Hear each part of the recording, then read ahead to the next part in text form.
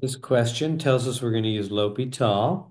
So first off, if we just plug that zero in, zero here and zero there, we'll get sine of zero over sine of zero, which is zero over zero.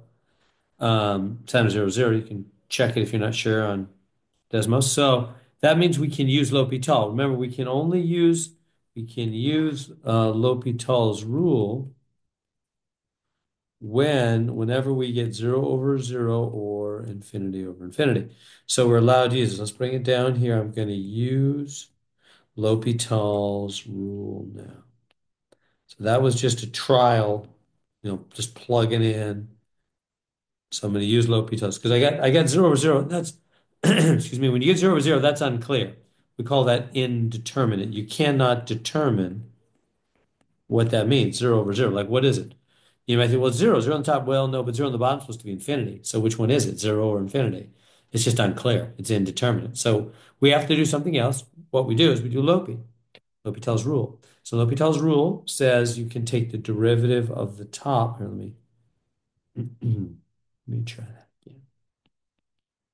Then let's go zero. I'm going to put an H here. It's what they usually do, meaning it's a way of saying I'm using L'Hopital's rule. You don't have to do that. Anyway, so here we go. So here comes the derivative. I'm getting really scribbly there. So I'm going to do the derivative of just the top. L'Hopital says, and what he says is derivative of the top and bottom. I'm just squishing everything in.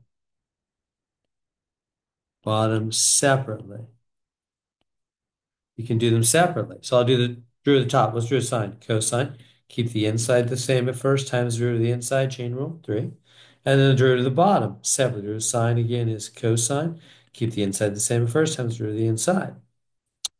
Okay, that's what Lopi says. It's not chain rule, right? I didn't do the because this is a fraction. You might think, don't, I'm sorry, it's not quotient rule.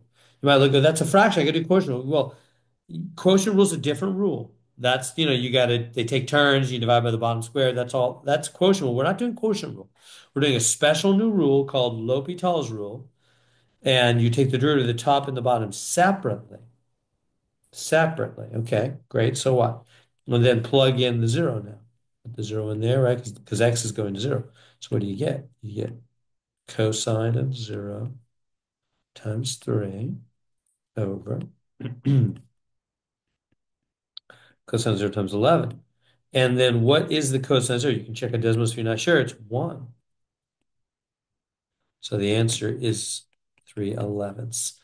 And so there we go.